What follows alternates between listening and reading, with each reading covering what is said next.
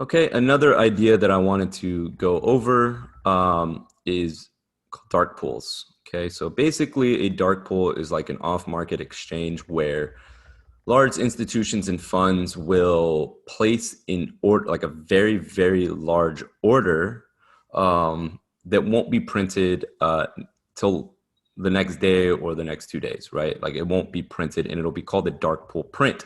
Now, most of these are going to be for options trading, right? So we have to understand that the market operates off several different things, right? So we have contracts that are closing on the future market on certain days.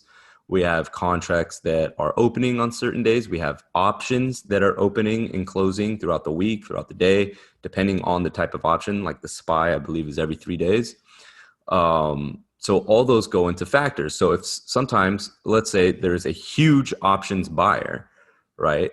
And they want to milk that option. What they'll do is they'll hold the market in consolidation, which is basically called theta decay. So you're not that option will go down in value to almost nothing, and all the market had to do if they see that, if they see, oh wow, we have a huge, enormous orders amount of orders coming through the options market to go long or whatever. What they'll do is they'll milk that options contract and hold the market in consolidation. That way, the market's not really moving in any particular direction, and it will tend to milk that those options contracts, whatever strikes and expirations those are.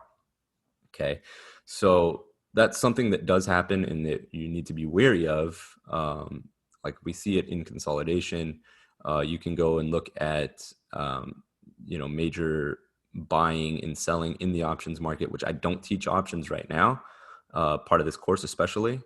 But I've learned a lot from the options market. And in Thinkorswim, you can see, how many contracts were bought and sold on a specific strike.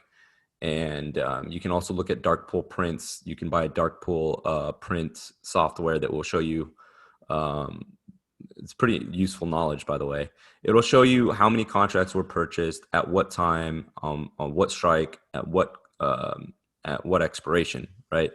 But the only thing that you don't know if that large order was a hedge. Okay, so you don't know those specific things, but it is a great insight of like, okay, this is what majority of the market's doing. It's very bullish or it's very bearish, and they have those settings in the software, which I'm not going to go over in this course, but it will have that, and you can check that out on your own.